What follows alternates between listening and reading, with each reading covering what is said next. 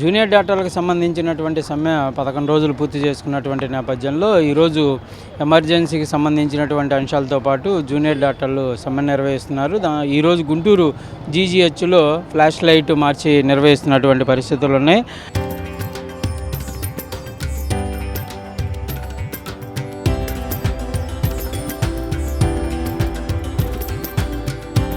తరతరాలుగా తరగని స్వర్ణ బంధాలు మన మానేపల్లి జ్యువెలర్స్.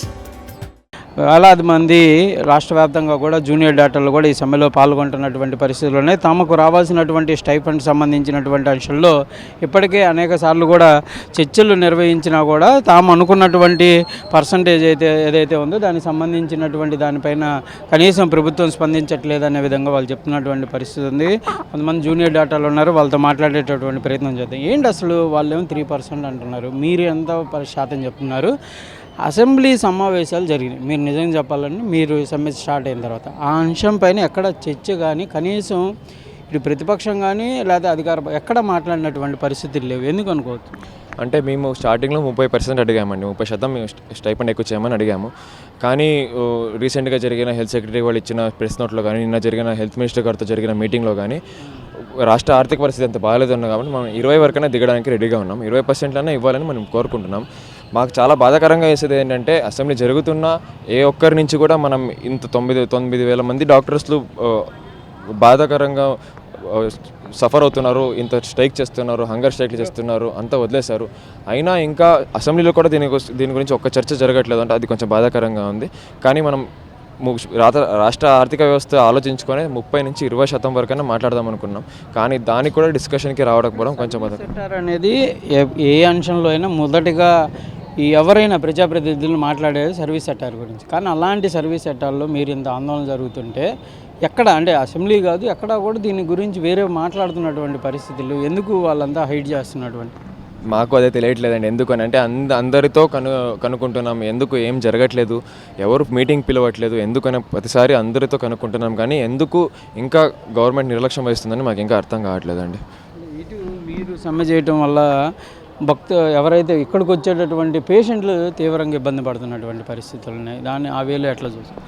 అంటే అండి ఎప్పుడైనా మనకి స్ట్రైక్ అనేది మొదటి ఆప్షన్ కాదు. అన్ని ఆప్షన్స్కి మనం ఫెయిల్ అయిన తర్వాత స్ట్రైక్లో కూడా ఎమర్జెన్సీ ఆపేయడం అనేది వేరే ఏం చేసినా మనకు కావాల్సిన ఉత్తరాలు కానీ మీటింగ్లు కానీ దొరకట్లేదు అన్నప్పుడు మాత్రం మేము ఎమర్జెన్సీ ఆపుతాం. ఎందుకంటే డాక్టర్ గారికి మొదటి ఐడెంటిటీ ఏమంటే వాళ్ళు పేషెంట్ని ట్రీట్ చేయడమే డాక్టర్ గారికి ఉన్న మొదటి ఐడెంటిటీ. అలాంటి ఐడెంటిటీ కోల్పోవడానికి ఎవరు ఇష్టపడరు. కానీ మనం ఏం చేసినా గత 8 నెలల నుంచి ఏం చేసినా రెస్పాండ్ అవ్వకపోవడం వల్ల మనం చివరి ఒక ఆప్షన్గా స్ట్రైక్ అనేది పెట్టుకున్నాం. దానిలో కూడా దశల వారుగా మనం స్ట్రైక్ చేసుకుంటూ వచ్చాం. దానిలో చివరి ఆప్షన్గా మనం ఎమర్జెన్సీ పెట్టుకున్నాం. మాకైతే పేషెంట్ ట్రీట్మెంట్ చేయకపోవడం అయితే చాలా బాధాకరంగా ఉంది. గత ఒక వారం నుంచి ఎమర్జెన్సీలు కూడా జరగకపోవడం అనేది చాలా బాధాకరంగా ఉంది. కానీ దానివల్ల ప్రభుత్వం కొంచెం త్వరగా మన ఆవేదనలు విని కొంచెం త్వరగా సొల్యూషన్కి రావాలని కోరుకుంటున్నాం. కానీ చర్చలు జరిగాయా? జరిగినప్పుడు ఏమేమి అంశాలు వాళ్ళు చెప్పడం జరిగింది? నిన్న చర్చలు జరిగినాయండి. హెల్త్ మినిస్టర్ గారితో చర్చలు జరిగినాయి. అంటే వైద్య శాఖ మంత్రి గారు చెప్పింది ఏంటంటే మనం గత రాష్ట్ర పరిస్థితి అంత బాగాలేదు కాబట్టి 20%కి 30%కి ఒప్పడం కొంచెం కష్టం అవుతుంది. అంటే మేము మన సైడ్ నుంచి ఏమి ప్రాబ్లమ్స్ ఉన్నాయో అది ఎక్స్ప్లెయిన్ చేస్తాము. కనీసం ఫైనాన్స్ సెక్రటరీ గారితో కానీ విత్తశాఖ మంత్రితో కానీ డీసీఎం గారితో కానీ లేకపోతే సీఎం గారితో కానీ ఒక మీటింగ్ అరేంజ్ చేస్తే అక్కడ మన కష్టాలు చెప్పుకొని మనం ఎందుకు ఇంత అడుగుతున్నామని మనం ఎక్స్ప్లెయిన్ చేయడానికి ఒక ఆప్షన్ ఉంటే. మంత్రి మీ దగ్గరకు రావడం జరిగిందా, మాట్లాడడం జరిగిందా? ఆరోగ్య శాఖ గురించి వాళ్ళు ఏం చెప్తున్నారు? ఆరోగ్య శాఖ మంత్రి నిన్న మనకి మీటింగ్ పిలిచారండి. ఏపీ జూడా నుంచి 3 సదస్సులు వెళ్ళారు మీటింగ్లో. ఒక 25 నిమిషాలు జరిగిన మీటింగ్లో జరిగింది ఏంటంటే మనం ఎందుకు ఇవన్నీ చేస్తున్నాం అన్నీ ఎక్స్ప్లెయిన్ చేసిన తర్వాత మీ కష్టాలు మాకు అర్థమవుతున్నాయి కానీ పర్సెంటేజ్ ఒప్పుకోవడం కొంచెం రాష్ట్ర ఆర్థిక పరిస్థితి చూసుకుంటే కొంచెం కష్టంగా ఉంది. సో దానికి అంత పర్సెంట్ ఒప్పుకోవడం కొంచెం కష్టం. అంటే ఆ కష్టం మనం ఎక్స్ప్లెయిన్ చేస్తాం సార్ ఎందుకు ఇంత అడుగుతున్నామని. ఒక మీటింగ్ అరేంజ్ చేయండి ఫైనాన్స్ మినిస్టర్తో కానీ ఫైనాన్స్ సెక్రటరీ గారితో కానీ అరేంజ్ చేయండి అని చెప్పినప్పుడు అది నేను ఈ వచ్చే దినాల్లో ఆలోచిస్తానని చెప్పారండి. గత 10 రోజులుగా జరుగుతుంటే సమ్మెలో మీకు సీనియర్ డాక్టర్ల నుంచి ఎలాంటి సపోర్ట్ ఉంది? రీసెంట్గానే ముందు గవర్నమెంట్ డాక్టర్ అసోసియేషన్ నుండి కూడా మాకు సపోర్ట్ ఇచ్చారు. అంటే గవర్నమెంట్ ఎలా చెప్పిందంటే అసిస్టెంట్ ప్రొఫెసర్ల కంటే ఇలా పెంచుకుంటూ పోతే అసిస్టెంట్ ప్రొఫెసర్ల కంటే జూనియర్ డాక్టర్ల స్టైపెండ్ ఎక్కువ అయిపోతుందని చెప్పారు. అలా అయినప్పుడు గవర్నమెంట్ వైపు నుండే తప్పుగా ఉంటుంది అలా చేస్తే అని చెప్పి గవర్నమెంట్ డాక్టర్ అసోసియేషన్ నుండి కూడా మాకు సపోర్ట్ ఇచ్చారు. మేము ఇంత స్ట్రైక్ చేస్తున్నా కూడా వాళ్ళు మాకు సపోర్టివ్గానే ఉన్నారు. అంటే ప్రధానంగా ఎందుకు ఈ స్టైఫండ్ విషయంలో పర్సంటేజ్ అనేది డిఫరెన్స్ మీరు కోరేది కానీ వాళ్ళ నుంచి వచ్చేటటువంటి ఎందుకు అట్లా డిఫరెన్స్ ఎందుకు? అంటే ముందు ఇచ్చిన జీవోని కంటిన్యూ చేయకపోవడము అండ్ ప్రజెంట్ ఇన్ఫ్లేషన్కి కరెక్ట్గా అది మ్యాచ్ చేయకపోవడం వల్ల ఈ డిఫరెన్స్ వచ్చింది. మన నేబరింగ్ స్టేట్స్తో కంపేర్ చేసుకుంటే మనది కంపారిటివ్గా తక్కువగానే ఉంది. అండ్ ఆల్మోస్ట్ వర్క్ ఈక్వల్ ఆ స్టేట్లో కానీ పక్కన తెలంగాణతో కంపేర్ చేసుకున్న తమిళనాడు, కర్ణాటక వీటితో కంపేర్ చేసుకున్నా కూడా వర్క్ ఆల్మోస్ట్ ఈక్వల్ అండ్ దానికంటే ఎక్కువగానే ఉంటుంది మన పేషెంట్ లోడ్. సో దానికి తగ్గ స్టైపెండే మేము అడుగుతున్నాం, అంతకంటే మేము ఎక్కువ అడగట్లేదు. దానికి తగ్గ ఫలితమే మేము అడుగుతున్నాము. ఇది ప్రధానంగా చెప్తున్నారు. ఏంటి ఎట్లా ఉండబోతుంది రానున్న రోజుల్లో మీ యొక్క ఆలోచన? ఎందుకంటే చాలా మీరు 10 రోజులు 12 రోజుల నుంచి చేస్తున్నా కూడా పెద్దగా ఎఫెక్టివ్గా లేదనేది ఒక వర్షన్గా కనబడుతుంది. మా ప్రయత్నం మేము చేస్తున్నాం, ఎఫెక్టివ్గానే ఉంది. కానీ ప్రభుత్వం నుంచి ఏమీ రెస్పాన్స్ అనేది లేకపోవడం చాలా బాధాకరంగా ఉంది. అంటే ఎవరు అసోసియేషన్లు కానీ వాళ్ళు ఎవరు మిమ్మల్ని అప్రోచ్ అవ్వట్లేదా? డాక్టర్స్ అసోసియేషన్ కానీ ఈ ఏపీ జీడీఏ డాక్టర్స్ కూడా వచ్చి మద్దతు ఇచ్చారు మాకు. ఐఎంఏ నుంచి వచ్చి మద్దతు ఇచ్చారు.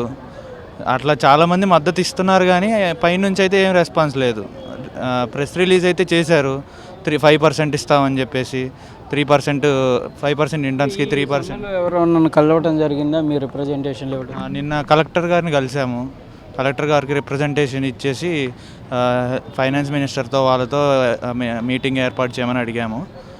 చూడాలండి ప్రధానంగా సర్వీస్ సెక్టార్ అనేటప్పటికి ప్రజాప్రతినిధులు ఎవ్రీ టైం మీ గురించే మాట్లాడుతూ ఉంటారు. ఎందుకు ఈ సమయంలో వాళ్ళ మద్దతు చాలా నిల్లుగా కనబడుతున్నట్టు? ఎప్పుడు నుండి ఉన్న సమస్య ఇది. మా డాక్టర్లు అనగా సమ్మె చేస్తుంటే ఎంతసేపు మా అంతకు మేము నిలబడ్డాం, కానీ బయట నుంచి వచ్చి మద్దతు ఇచ్చే వాళ్ళు చాలా తక్కువ. ఎన్ని రోజులు స్ట్రైక్ చేసినా కూడా మాలో మా ఆర్గనైజేషన్ ఎంతసేపు మా గవర్నమెంట్ డాక్టర్ అసోసియేషన్ వాళ్ళు వచ్చి మద్దతు ఇవ్వడమే, కానీ బయట నుంచి వేరే ఆర్గనైజేషన్ వచ్చి మేము మీకు మద్దతు ఇస్తున్నాం అన్నది చాలా తక్కువ. కాబట్టి ఇలా రెస్పాన్స్ తక్కువ ఉందని అనుకుంటున్నాను. మీరు కలిసేటటువంటి ప్రయత్నాలు చేశారా ప్రజాప్రతినిధులను ఎవరన్నా? అంటే మేము అఫీషియల్గా మ్యాజిస్ట్రేట్ గారికి రిప్రజెంటేషన్ ఇచ్చాము.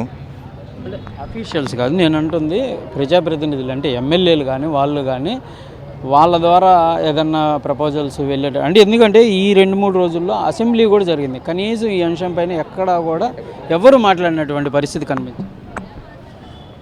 అంటే ఏపీ చూడా అనేది పొలిటికల్గా కాకుండా డైరెక్ట్ మా హెల్త్ సెక్రటరీ వాళ్ళతోనే డైరెక్ట్గా పొలిటికల్ కాకుండా హెల్త్ సెక్రటరీ పద్ధతిగా వెళ్దామని ఇన్ని రోజులు వెళ్ళాము.